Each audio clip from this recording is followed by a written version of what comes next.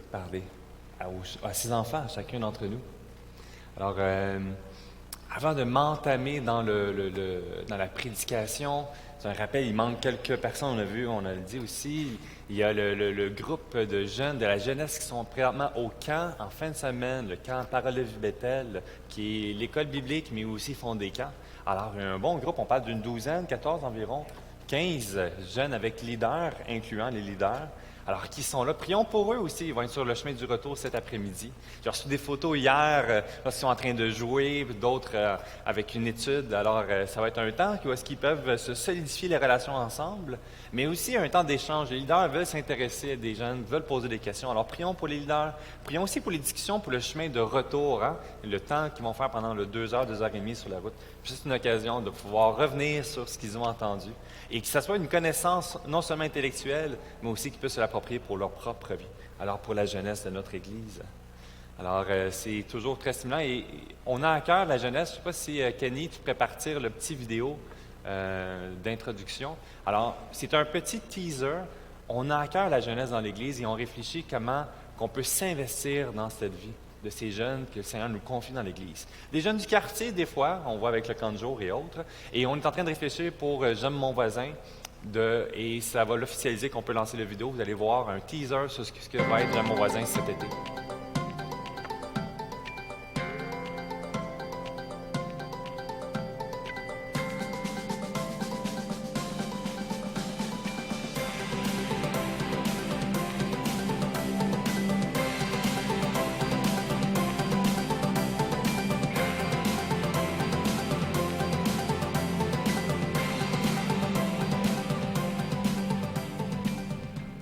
Alors, ces jeunes de la jeunesse, ces jeunes qu'on a vus année après année dans différentes occasions, J'aime mon voisin, pour eux, c'est un gros highlight. On voit qu'ils ont à cœur, plusieurs sont excités dans ce projet qui va venir. Et on a décidé de concentrer ce projet sur 3 semaines. Mais on va en parler plus la semaine prochaine, présentation spéciale dans les prochaines semaines. Mais vous allez voir, J'aime mon voisin, avec une optique pour s'investir dans la jeunesse de l'Église. Alors, à suivre dans les prochaines semaines. Alors, c'était juste ce petit teaser. Aussi, une dernière information, dans mon temps, dans la parole, j'étais exhorté, même encouragé par notre frère pasteur Nicolas qui fait donc la lecture de la Bible en 1 an. Et je me suis lancé dans cette aventure pour cette année de le faire de façon régulière. Et dans la Genèse, une des choses qui me frappe, c'est les promesses de Dieu ou la fidélité de Dieu à travers les naissances, les petits bébés. Puis on voit l'impatience de la mère, plus souvent de la mère que du père, mais on voit qu'ultimement, Dieu accomplit toujours le dernier mot. Et dans notre famille, on se posait même la question, il y avait une réalité de stérilité qui était présente un peu, ce que le médecin disait, un certain pourcentage dans la famille, puis on voyait que c'était une grâce pour chacun des enfants.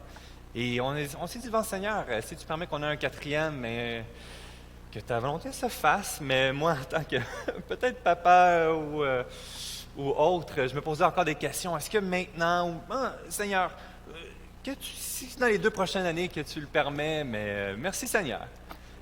Et dès le début, le Seigneur a dit oui. Alors, ma femme est enceinte, c'est une surprise un peu, je suis en train de le digérer moi-même. Je le partage parce que...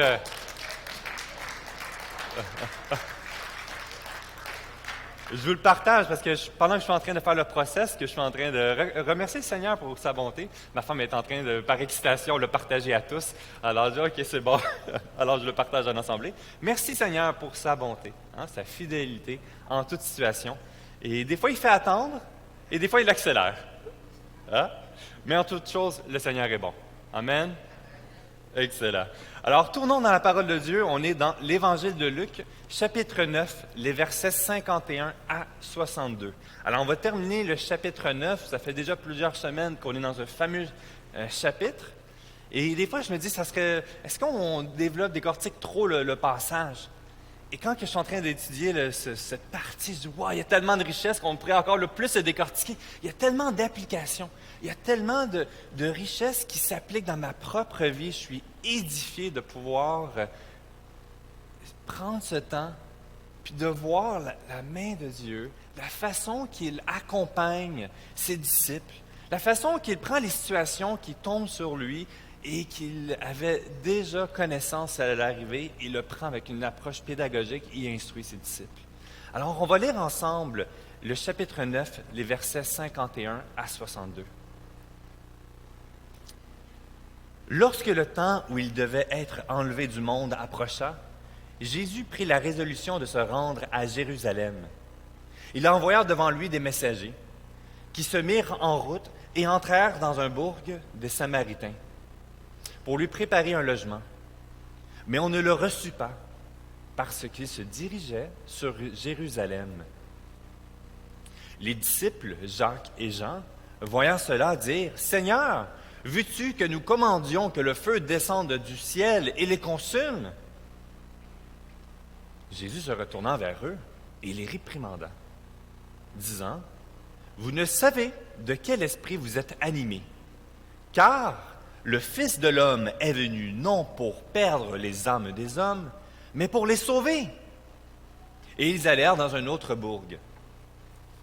Pendant qu'ils étaient en chemin, un homme lui dit, « Seigneur, je te suivrai partout où tu iras. » Jésus lui répondit, « Les renards ont des tanières, les oiseaux du ciel ont des nids, mais le Fils de l'homme n'a pas un lieu où il puisse reposer sa tête. » Il dit à un autre, « Suis-moi. » Et il répondit, « Seigneur, permets-moi d'aller d'abord ensevelir mon Père. » Mais Jésus lui dit, « Laisse les morts ensevelir leurs morts, et toi, va annoncer le royaume de Dieu. » Un autre dit, « Je te suivrai, Seigneur, mais permets-moi d'aller d'abord prendre congé de ceux de ma maison. » Jésus lui répondit, « Quiconque met la main à la charrue et regarde en arrière n'est pas propre au royaume de Dieu. » Prions.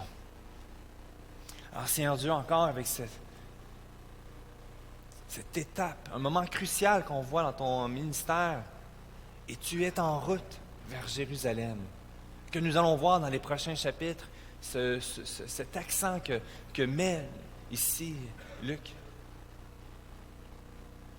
Des questions peuvent nous survoler, des expressions, des mots, mais qu'aujourd'hui, à travers cette prédication, nous puissions vraiment être à l'écoute, comprendre la raison de pourquoi que tu adresses ces situations, le reproche que tu fais, les mises en garde.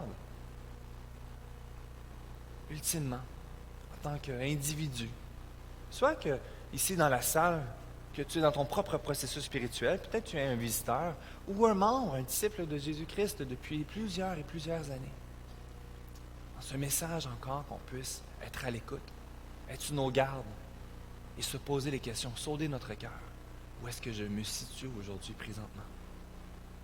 On veut être à ton écoute, Seigneur Dieu. Instruis, ton peuple t'écoute. Amen. Alors, dans ce passage bien intéressant, une question de savoir, dans cette route, Jésus s'en va à Jérusalem accomplir sa mission. Et ça fait plusieurs fois qu'on le dit, qu'on le voit dans l'Évangile de Luc, et que ça va continuer encore. Ses disciples et les gens autour de lui ne comprennent pas ce que Jésus est en train de dire. Ils ne comprennent pas ultimement sa mission. Plusieurs fois, on a répété, notre compréhension de la réussite n'était pas celle de Dieu, de comment il allait réussir à vaincre le monde. Par exemple, j'aime beaucoup l'histoire de façon générale, j'aime l'histoire du Québec. Et on a des grands hommes qui ont accompli de grandes choses. Et il y a aussi des moments d'échec. Il y a eu les deux. Et en particulier, l'amiral Walker, en 1711, que plusieurs n'ont aucune idée, à travers la grande guerre entre la Nouvelle-France et la Nouvelle-Angleterre, les Britanniques et les Français. On se souvient souvent le nom de Wolfe, le général Wolfe, aux plaines d'Abraham. Et c'est un nom historique à travers cette grande victoire. Mais Walker, pourtant, était un autre, un peu avant, en 1711. Cet homme, l'amiral, qui avait été confié une armada, une immense troupe militaire, d'une façon secrète, que depuis la grande sphère politique en Angleterre préparait depuis un moment, en essayant de plusieurs méthodes de confondre les gens autour pour ne pas comprendre la mission que Walker allait avoir. Depuis 1709, donc 2 ans avant, cette préparation et ce désir de pouvoir anéantir la Nouvelle-France et de pouvoir la conquérir. Et c'est cet amiral, Ovenden Walker, qui aura cette mission de prendre, à partir de Boston, plus de 70 bateaux de guerre, avec à son bord plus de 12 000 hommes. Et c'était suffisamment pour pouvoir prendre le contrôle au complet de la Nouvelle-France. Ils partit et ils longèrent le Saint-Laurent. Mais hélas, pour eux, n'ont jamais atteint Québec. Les vents, les marées, les tempêtes, les mauvaises orientations les amenaient à échouer sur les récifs sur le côté, et il y a eu plus de 1500 cadavres anglais. Des grands navires puissants de l'époque, la fierté britannique, ont échoué. Et ça a été une occasion de devoir battre en retrait. La France qui, eux, n'avait jamais entendu cette histoire que plus longtemps par la suite. Cette histoire qui était supposée d'être une mission victorieuse, sans aucun égard, fut un lamentable échec qui a été une raison de honte et de déception pour la vie, en particulier de cet amiral, qui, en bout de ligne, va perdre tout mérite, va perdre tous ses privilèges, ses rangs. Il tentera de justifier dans sa vie les raisons de pourquoi il y a eu cet échec. Et c'est ce que nous concevons d'une réussite ou d'un échec, d'une mission en soi. Cette mission qui, dans notre compréhension, doit être glorieuse, qui doit être visible, une conquête militaire. Et c'est toujours dans cette compréhension que les gens, lorsqu'ils voient le ministère de Jésus, et encore qu'on entame dans ce passage cette paradigme que la mission, une réussite, cette victoire va s'accomplir d'une façon prestigieuse, militaire, conquête. Et c'est encore avec les disciples dans cette discussion qui se produit, et ce qu'on va aborder même, c'est cette problématique d'un manque de compréhension de la mission de Jésus. Mais aujourd'hui même, il faut se poser la question, est-ce que je comprends réellement la mission de Jésus, de ce qu'il a accompli et de ce que ça produit dans ma vie à moi aujourd'hui, ou ce que cela peut produire dans ma propre vie. Lorsqu'on commence ici, et c'est le premier point, qui va être la mission de Jésus. Par la suite, on va voir, à travers les échanges des personnes qui vont venir auprès de Jésus, ou que Jésus va aborder, sur ses qualifications pour pouvoir le suivre à travers cette mission. Et ultimement, ce que ça va produire dans notre vie, cette raison d'être. Alors, dans le premier, lorsqu'on entend, est-ce que vous avez votre Bible ouverte, les versets 51 à 53, on voit une situation intéressante de cette réaction du bourg, donc une petite ville sans murailles, alors le terme utilisé pour le contexte nous aide à comprendre, de la Samarie, qui réagit et qui rejette Jésus. Et c'est cette question, c'est pourquoi est-ce qu'ils sont en colère après Jésus? Sont-ils en réaction à travers cette mission? Mais c'est vraiment un autre sujet. Ce n'est pas relié directement à Jésus en soi, mais beaucoup plus qu'on voit dans les informations qui sont rajoutées par la suite. C'est dans l'idée parce qu'ils allaient à Jérusalem pour adorer. Il faut se mettre dans cette perspective de ce conflit qu'il y a présentement entre les Samaritains et les Juifs. Alors les Samaritains qui étaient les Juifs, mais qui se sont affiliés avec d'autres nations, et les idoles s'étaient rajoutées dans ce peuple. Et les peuples, donc Israël a développé ce mépris à l'égard des Samaritains, et les deux ont cette animosité. Eux, donc, n'allaient pas, les Samaritains, adorer à Jérusalem, mais plutôt sur le mont de Gérizim. Garizim en français. Alors, cette animosité était présente, et même l'historien Joseph Flavius démontrait que, d'ailleurs, ce n'était pas rare que les Samaritains allaient démontrer une animosité envers les Juifs qui allaient vers Jérusalem, certains même allant jusqu'à les tuer, les visiteurs, les passagers qui étaient en route vers Jérusalem. Alors, il y a bel et bien une tension, mais au niveau de peuple de Samaritains et du peuple d'Israël. Et ici, dans cette réaction, est-ce que Jean et Jacques étaient ceux qui étaient envoyés par Jésus, qui ont été refusés et rejetés par cette ville? C'est une question. Mais c'est intéressant de voir la demande. Pourquoi ils demandent ça à Jésus? C'est quand même assez frappant et assez puissant. Veux-tu que nous commandions que le feu descende du ciel et les consume? Et Seigneur Jésus vient les reprendre aussitôt, naturellement, ce n'est pas ça. Mais c'est normal, d'un côté, de cette réaction, de vouloir défendre et protéger la réputation et l'honneur de Jésus. D'où vient cette citation, premièrement? Mais alors, on se rappelle qu'ils ont été témoins. Il vient de se produire une situation incroyable à travers le monde de la transfiguration, cette période où est-ce que Élie et Moïse ils sont venus à la rencontre. Et probablement qu'ils ont en tête cette expérience, ils ont en tête même ce qui s'est produit avec Élie, qu'il a produit cette même chose au nom de Dieu. Dans 2 Rois, chapitre 1, les versets 9 à 12. Et lorsqu'il est envoyé des hommes, je vais lire ici rapidement les versets 9 à 12, il envoya vers lui, vers Élie, un chef de 50 avec ses 50 hommes. Ce chef montra auprès d'Élie. Il était assis sur le sommet de la montagne et il lui dit, « Homme de Dieu, le roi a dit, descends. » Élie répondit au chef de 50, « Je suis un homme de Dieu, que le feu descende du ciel et te consume, toi et tes 50 hommes. » Et le feu descendit du ciel et les consuma, lui et ses 50 hommes. Et il le reproduit à nouveau, et c'est jusqu'à 3 fois. Mais on voit c'est probablement qu'ils ont en tête cet élément-là, et de voir l'honneur et la protection de Jésus, de voir c'est inacceptable en son égard, et qu'on descend le feu sur lui.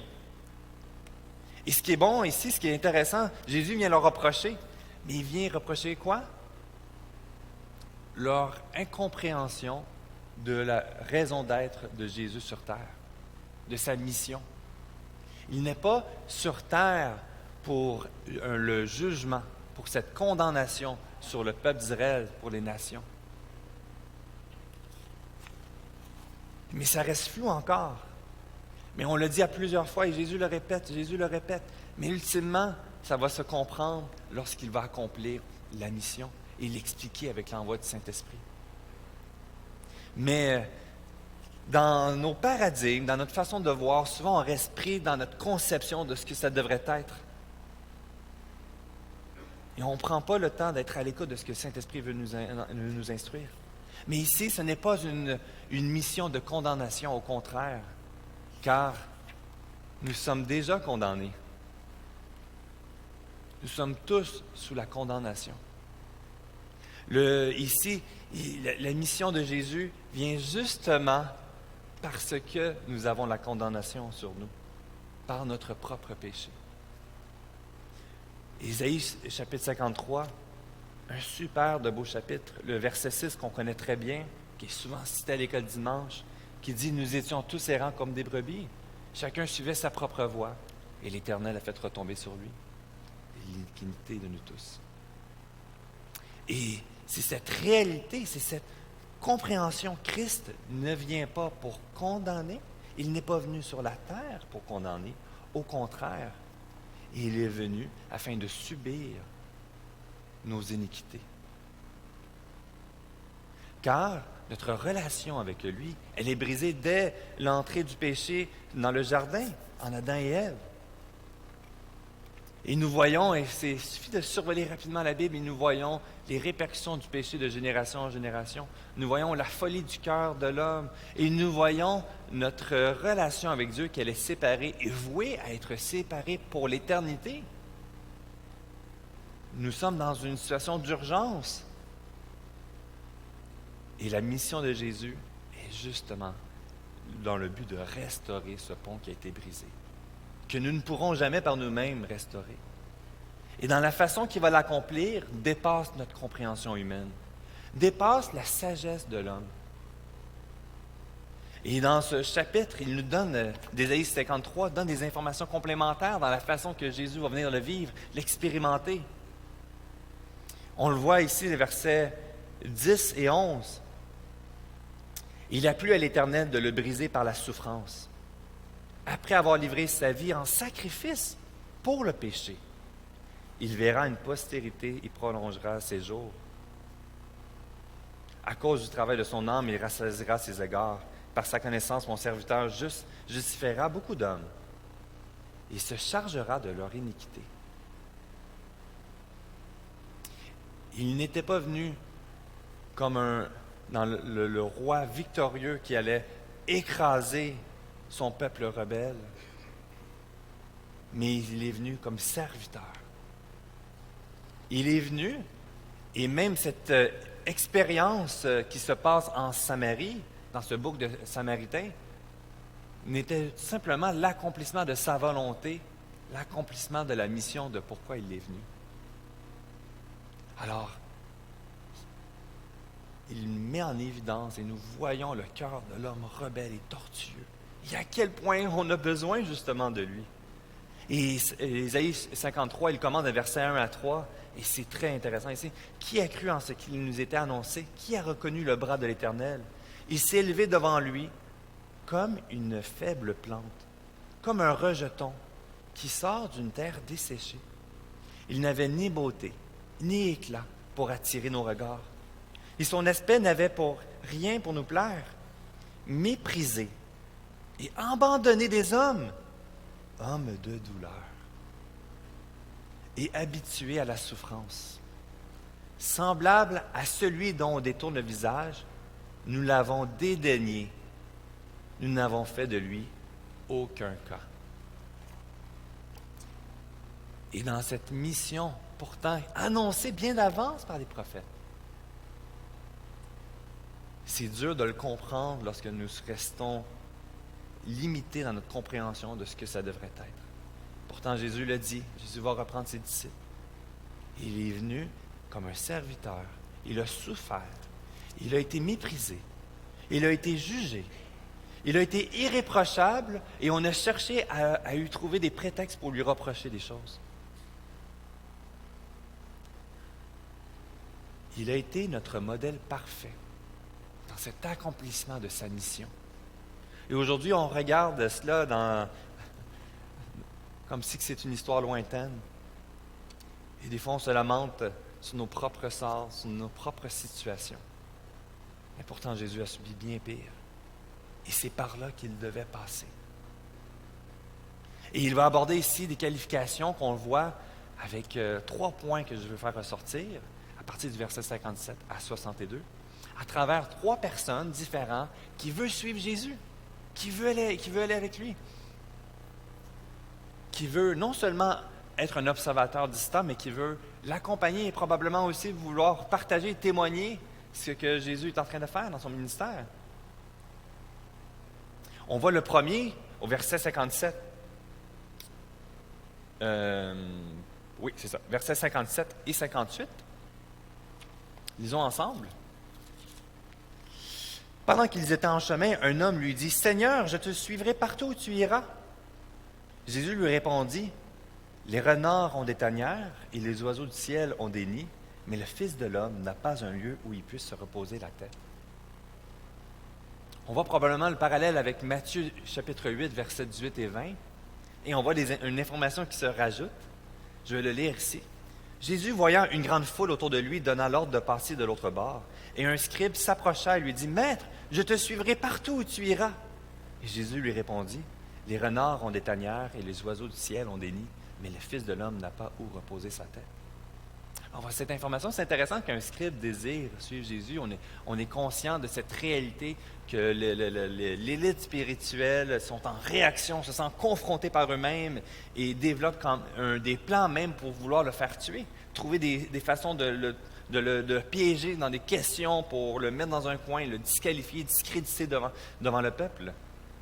Mais malgré tout, on va voir qu'il y a des gens aussi qui sont impressionnés par sa sagesse, par probablement aussi les miracles qu'il accomplit et de voir l'effet d'entraînement que cela produit. Et ici, c'est dur pour nous de prendre ces 3 situations puis de voir exactement comment ça s'applique concrètement dans ma vie. C'est dur de voir avec les 2 autres aussi, de le prendre tel quel puis de vouloir essayer de le faire, de l'interpréter. Voici comment je devrais réagir maintenant. Mais n'oublions pas une chose, c'est le Seigneur Jésus. Il est Dieu. Il sonde les cœurs. Il connaît exactement la motivation de chacune des personnes et il connaît le mensonge ou la motivation qu'il pousse en arrière pour vouloir le suivre. Et il met son doigt exactement sur le bon endroit. Ce que nous ne pouvons pas faire. Nous avons besoin d'observer des choses, de poser des questions, de voir le témoignage, de voir est-ce que ça fonctionne avec ce qu'il dit de vouloir vraiment. Mais le Seigneur Jésus n'a pas besoin de ça. Il savait déjà avant qu'il allait venir le voir. Et il connaissait exactement où il se situait dans son cœur. Et ici, c'est une première chose, c'est Christ connaissait les motivations. Et c'est une question qu'il faut se poser. Est-ce que nous connaissons nos propres motivations? Qu'est-ce qui nous carbure? Qu'est-ce qui nous motive à venir à l'Église le dimanche matin? Quelles sont tes motivations? Est-ce que c'est par justification? Je viens, je me sens moins coupable, je sais que je devrais venir, alors je viens. Je viens parce que ma famille vient. Je viens parce que ma femme n'arrête pas de me dire de venir. Quelles sont mes motivations dans mon cœur? Parce que je peux berner les autres, mais je ne peux pas berner Dieu. Et parfois même, on réussit à se berner soi-même. Comprenez ce que je veux dire? Des fois, je me dis des choses, puis j'essaie de me convaincre moi-même. Je ne peux pas te dire précisément quelles sont tes motivations dans ta propre vie. Mais tu dois te poser cette question. Qu'est-ce qui te motive? Sur quoi repose ton assurance? Est-ce que c'est dans le but d'acquérir quelque chose? Ici, avec cet exemple, avec le renard et les oiseaux, c'est intéressant. Bon, les renards étaient connus dans la région, en Israël, et ça avait une réputation, une certaine forme de fléau qui venait attaquer les petits animaux, venait manger les œufs, et ils retournaient pour pouvoir dormir. Les oiseaux, on les voit gambader dans le ciel si aisément, mais retournent à son nid pour pouvoir se reposer. Et sache, le Fils de l'homme n'en a pas où se reposer la tête. Est-ce que c'est dans le but de pouvoir avoir un bénéfice ou juste l'émerveillement des miracles qui se produisent? Mais ça ne sera pas toujours beau. Au contraire, et c'est ce qu'il instruit, sa mission, comme on a vu précédemment, ne sera pas beau selon les standards et les yeux de l'homme. Et c'est pour ça qu'une partie de la foule, une grande partie, presque tous ont fui, mais plusieurs l'ont renié. On crie au contraire, crucifie-le. Parce que leur motif n'était pas pur. Les motifs étaient centrés sur leurs propres besoins. Quelles sont nos motivations?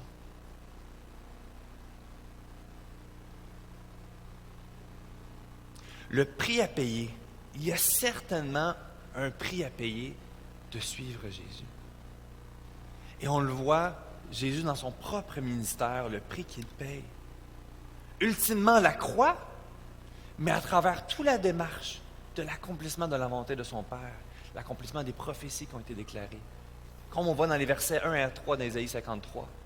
Rejeté, méprisé. Un prix cher. Et ici, c'est intéressant, ça a coulé quand même le sujet ici concernant la mise à mort. Donc, voyons ici, on continue. Verset 59, pas la mise à mort, mais la mort en soi pour ensevelir son père. Il dit à un autre verset 59, « Suis-moi. » Il répondit, « Seigneur, permets-moi d'abord d'aller ensevelir mon père. » Mais Jésus lui dit, « Laisse les morts ensevelir leurs morts, et toi, va annoncer le royaume de Dieu. » Est-ce que le Seigneur Jésus est en train de dire qu'il est mal d'aller dans un service funéraire? Est-ce que c'est mal il est en train de vivre un deuil?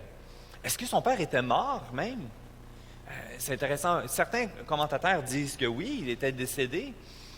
Et justement, dans la loi lévitique, on est considéré 7 jours impur lorsqu'on a tué un mort, donc il ne pouvait pas pouvoir accompagner Jésus.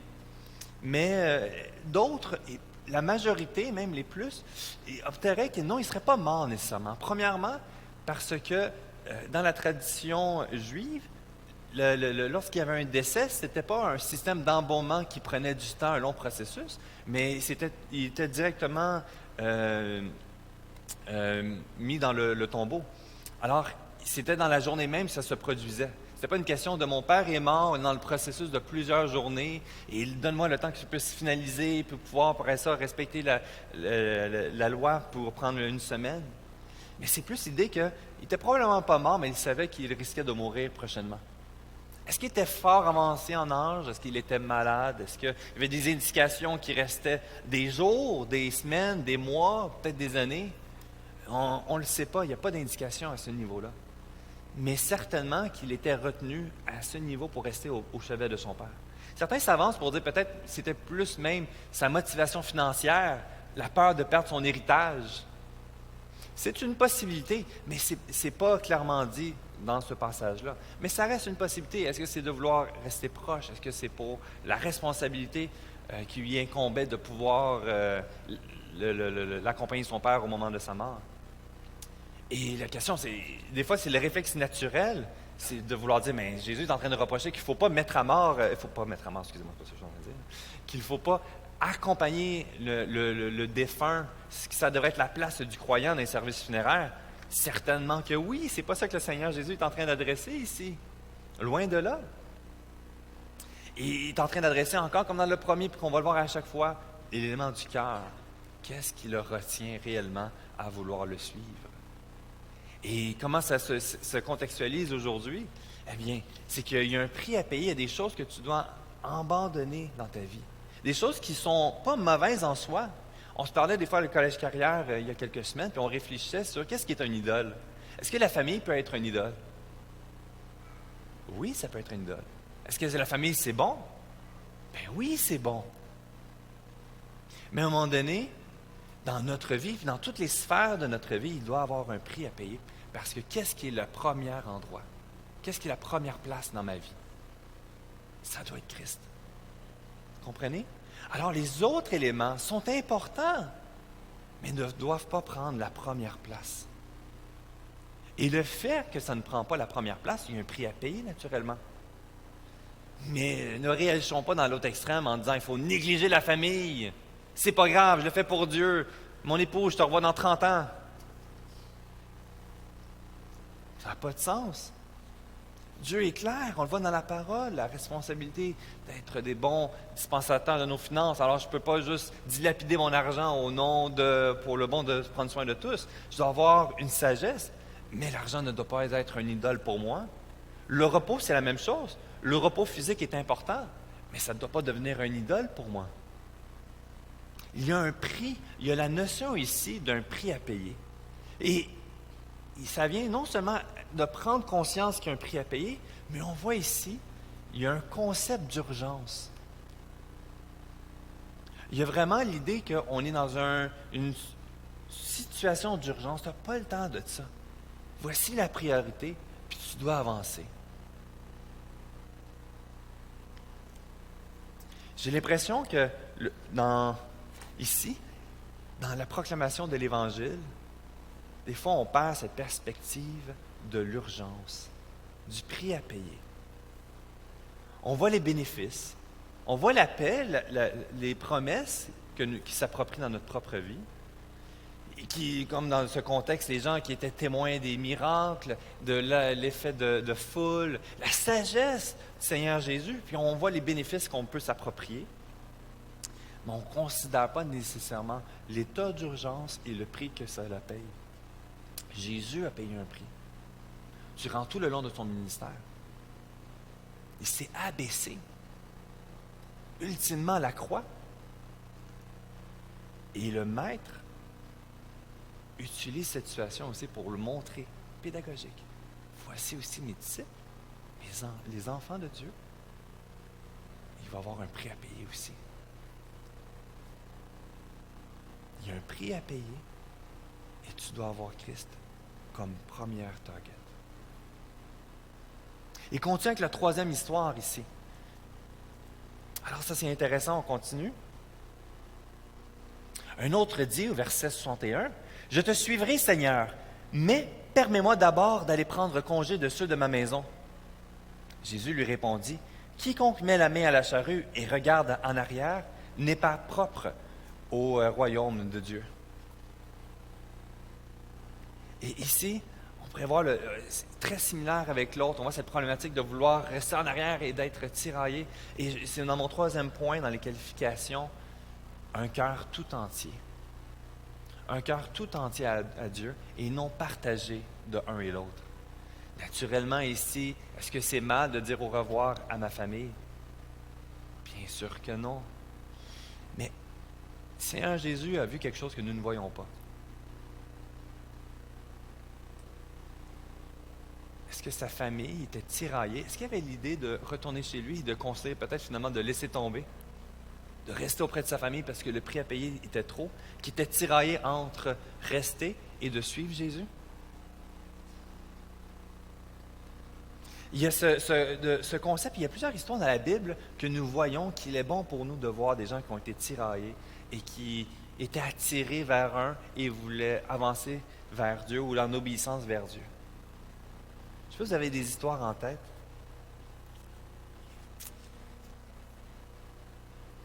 La femme de Lot.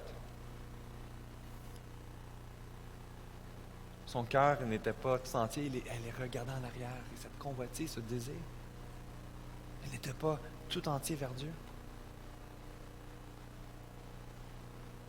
On voit ici un contraste intéressant, deux passages. 1 Roi 18-21. Alors Élie, s'approchant de tout le peuple, il dit, « Jusqu'à quand clocherez-vous de deux côtés? Si l'Éternel est Dieu, allez après lui. Si c'est Baal, votre Dieu, allez après lui. » Et le peuple ne répondit pas.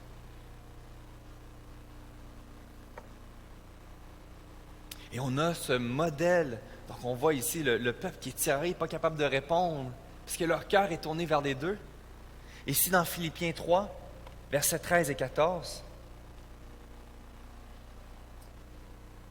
l'apôtre Paul qui dit, « Frères, je ne pense pas l'avoir saisi, mais je fais une chose, oubliant ce qui est en arrière et me portant vers ce qui est en avant. Je cours vers le but pour remporter le prix de la vocation céleste de Dieu en Jésus-Christ. » Et à chaque fois qu'on fait une démarche de disciple, qu'on accompagne vers les baptêmes, qu'on voit de nouvelles personnes, des fois très excitées, en feu, en flamme, là, je suis Jésus jusqu'à la fin de ma vie. Et il démontre, et nous, on ne connaît pas le cœur. Alors, on essaie de prendre le temps pour aller trop vite quand même. Des fois, certains disent, je ne veux pas prendre le temps, mais pourquoi faire une étude? Je suis Jésus. Mettez de l'eau dans le baptistère, on va se faire baptiser. Il dit, non, non, non, je ne connais pas ton cœur. Est-ce que tu as bien saisi? Et on va prendre le temps. Des fois, les jeunes sont très excités. Il y a 20 jeunes qui veulent se faire baptiser. Puis, présentement, il y a une cohorte de 7 jeunes qui fait une étude de l'Évangile parce qu'il y a un intérêt pour le baptême. Et on célèbre le Seigneur pour cet intérêt-là.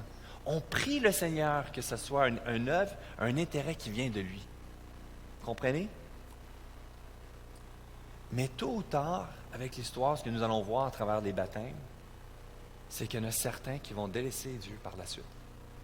Le baptême n'est qu'un symbole, mais ce n'est pas tous qui avaient le cœur tout entier pour Dieu. Certains, c'est l'effet de l'attraction. On se fait baptiser, les autres vont vouloir suivre.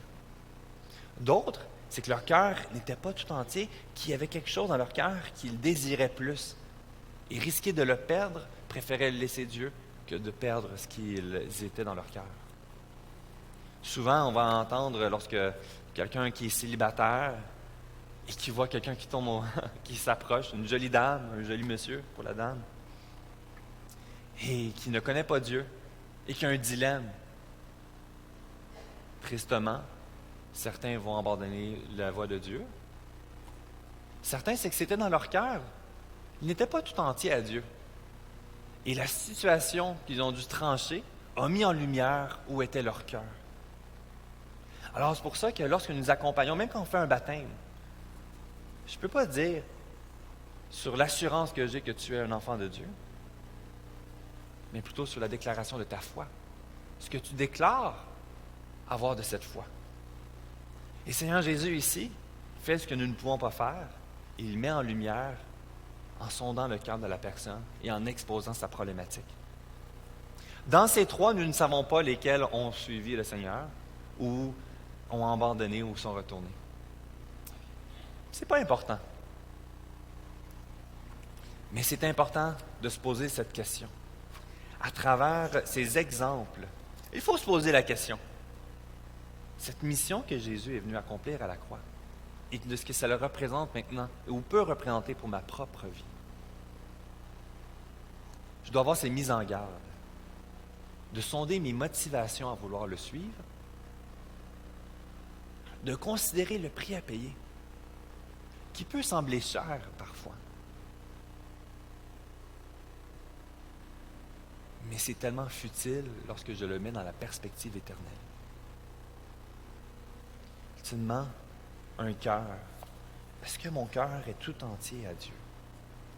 Ou il désire profondément quelque chose? Je parlais avec une dame qui avait appelé à l'église, puis qu'elle avait des questions avant de pouvoir venir à l'église. Elle partageait qu'elle croit être sauvée, mais que ses enfants ne veulent pas suivre Dieu. Elle dit, moi, c'est la question qu'elle me pose, c'est, j'ai besoin que tu peux me donner la réponse maintenant avec assurance. Est-ce que Dieu va les sauver quand même parce que Dieu est amour? Sinon, ça veut dire que Dieu n'est pas pleinement amour et je ne veux pas en savoir plus. Vous voyez son cœur? Elle veut suivre Jésus, même qu'elle se dit un enfant de Dieu. Ben, son cœur n'est pas tout entier. Et pour elle, elle a mis des standards, des balises de ce que c'est l'amour de Dieu et la justice de Dieu. Et j'espère pouvoir la rencontrer à nouveau, pouvoir parler sur ce que la Bible s'ouvre. Mais parfois, lorsque nous sommes confrontés à une situation, on n'est même pas intéressé à ouvrir la parole de Dieu. Peut-être on a peur d'être confronté à notre péché. Peut-être ça vient trop nous confronter avec notre propre désir. Mais ici, c'est important de le considérer et de le sonder. Jésus nous appelle à le suivre. Mais ne le suivons pas comme un insensé, un fou, qui nous s'en va sans savoir trop ce qu'on fait. Comprenons qui il est pour nous. Et ici, à la fin, il donne 2 éléments très importants. Vous voyez, au verset 60 et au verset 62, il termine en nous rajoutant une information pertinente. Lorsqu'il dit « Laisse les morts ensevelir les morts, et toi, va annoncer le royaume de Dieu. » Verset 62, « Quiconque met la main à la charrue et regarde en arrière n'est pas propre au royaume de Dieu. » 2 éléments ici qui est important à comprendre, nous qui voulons suivre les voies du Seigneur Jésus. Premièrement, être un citoyen du royaume de Dieu. Et c'est la question de base qu'il faut se poser. Naturellement, dans un évangile, on va l'entendre plusieurs reprises, l'importance de l'évangile, de notre identité. Mais sur quoi repose mon identité de citoyen? Et ce qu'on voit naturellement, et on l'a abordé déjà dans les dernières prédications, ce royaume de Dieu, d'être dans la présence de cette gloire, la raison justement de la venue de Jésus pour me rendre accessible à lui, de pouvoir être dans sa présence, doit se manifester à travers une repentance. Dans Matthieu 11, 20 et 23, alors il se mit à faire des reproches aux villes dans lesquelles elle avait lieu la plupart de ses miracles, parce qu'elle ne s'était pas repentie.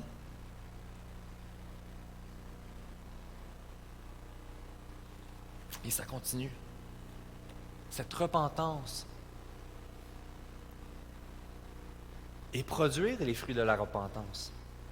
Je ne produis pas les fruits de la repentance dans le but d'être sauvé, mais ma repentance et mon attachement à lui va produire des fruits de la repentance.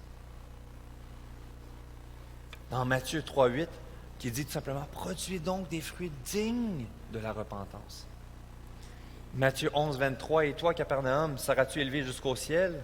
Non, tu seras abaissé jusqu'au séjour des morts, car si les miracles ont été faits au milieu de toi, ils avaient été faits dans Sodome et subsisteraient encore aujourd'hui. » Dans cette compréhension de ce que Christ est et rend accessible,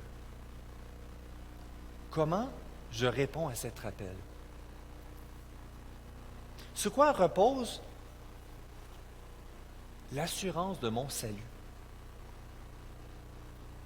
Trop repose sur une justification personnelle. J'espère en faire suffisamment assez pour mériter. Puis ultimement, la réponse, c'est que ça ne sera jamais assez. Jamais. Sans Christ seul. Mais si je suis un enfant de Dieu, un citoyen du royaume de Dieu, je vais vivre en fonction de cela. et produire des fruits en fonction de ça. Pas sous forme de culpabilité, mais parce que l'œuvre de Dieu qui agit en moi pour produire cela. Et c'est cette tension ici qu'on voit, que nous devons produire quelque chose, mais ultimement, c'est Dieu qui le produit en nous. Mais pourtant, Dieu nous met une responsabilité qu'il nous a mise sur nous. Je ne peux pas dire, mais c'est que Dieu produit ça en moi. Ah, j'ai péché, ben Dieu va me faire repentir éventuellement. Non, c'est un non-sens. C'est une tension d'un aspect du mystère de la compréhension qui nous dépasse de l'œuvre de Dieu dans ma vie. Il nous rend participatifs, mais c'est Dieu qui produit ça à nous. L'autre point, ambassadeur du royaume de Dieu. Et ça, c'est un point qui est hyper important. Le fait de devenir un citoyen du royaume de Dieu ne fait pas que c'est terminé. Il nous donne une responsabilité, une tâche. Et comme on continue, participatif par lui et pour lui. Nous sommes ambassadeurs du royaume de Dieu sur terre, participatifs de son œuvre, par lui qui produit en nous, et pour lui, ultimement pour sa gloire.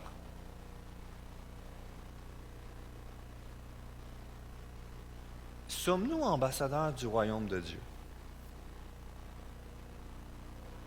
Trop souvent, le prix à payer est trop élevé. J'ai pas envie de prêcher l'Évangile. J'en ai dit, mais je me fais rejeter. On dit le cœur du Québec est si dur. Une sécheresse spirituelle. Dans ma famille, il y en a certains qui peuvent rire de toi. Des membres de ma propre famille, ça les met en colère. Et c'est un prix à payer, à accepter.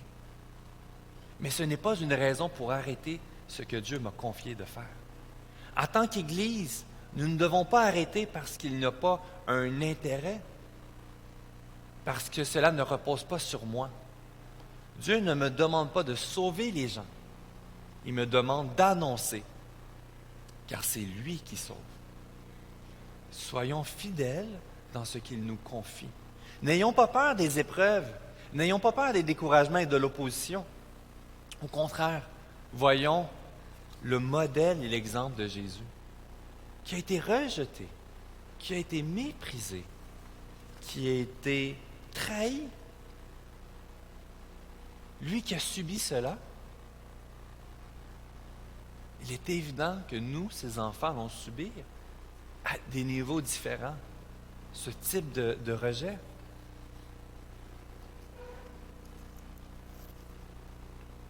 Faisons attention de ne pas perdre notre perspective.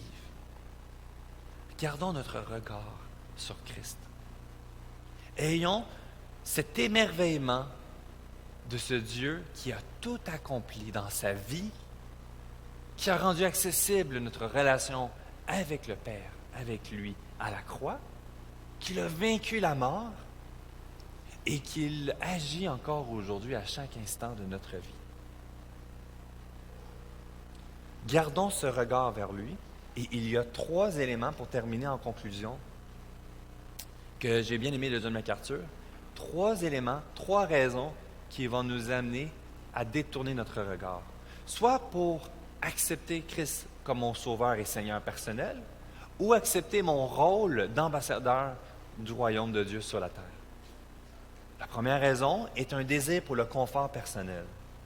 Être un ambassadeur de Christ va venir me confronter dans ma recherche de confort personnel. Personnellement, si vous savez qu'est-ce que je rêve, c'est avoir une tiny house dans un bois, loin, loin, loin, avec des petites poules. Et là, j'accepterais que ma femme ait une vache, parce que ça fait des années qu'elle dit qu'elle aimerait bien avoir une vache à un moment donné. À Montréal, non. Vous comprenez? Ça, ce serait mon cœur. J'aimerais ça. Loin des relations, de la folie du monde, du stress, le trafic, l'agressivité. Tranquille. Mais je ne le fais pas. Parce que ce n'est pas ce que Dieu m'appelle. Au détriment de mon confort personnel. Un désir de la richesse personnelle. Ça a un prix à payer. À la recherche du bonheur à travers l'argent. Je l'ai déjà dit dans une autre prédication, mais j'aime, là, puis je le répète, là, le film avec Will Smith sur À la poursuite du bonheur. Et cette idée qui s'achante, et finalement réussit à avoir le bonheur à travers la richesse financière. Un désir pour la richesse personnelle. Un certain élément, c'est être un ambassadeur de Christ va nous payer un coût aussi financièrement. Et ultimement, un désir pour les relations personnelles. Être un ambassadeur de Christ va faire que nous ne serons pas acceptés de tous. Nous serons remis en question. Ça va créer des malaises. Mieux vaut avoir des malaises, mieux vaut accepter d'être rejeté et de perdre des amitiés que ne pas être un ambassadeur du royaume de Dieu. À travers ce parcours, c'est une exhortation à chacun d'entre nous à considérer où est-ce que nous nous situons à travers ce chemin et cette marche avec Dieu. Ayons à l'esprit que c'est pour sa gloire seule et que c'est possible seulement par sa grâce seule que nous pouvons être un citoyen du royaume de Dieu et un ambassadeur du royaume de Dieu. Je vais inviter Édouard à s'avancer et je prie. Seigneur Dieu, on vient vers toi encore aujourd'hui. Non parce que nous le méritons. On a besoin de ta grâce dans nos vies. Lorsque je sonde mon cœur tortueux, rebelle, remis en question, insécure, j'ai besoin d'expérimenter encore ta grâce. Être émerveillé par ce que tu as accompli ici sur terre. Et de garder mes yeux rivés sur toi. Mets en lumière, sonde mon cœur. Afin de ne pas accepter aucune concession que ce soit dans ma vie.